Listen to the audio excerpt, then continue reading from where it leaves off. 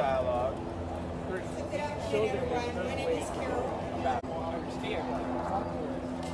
I've had to learn through the hard way. Going through 2020 has been hard for all of us, okay? One of the lessons that I've learned, and I'm trying to encourage people, is that we don't have anybody that's going to help us, guys. The media screwed us over, all right? The politicians are running and hiding. We don't have anything. All we have is each other. Know who they really are deep down.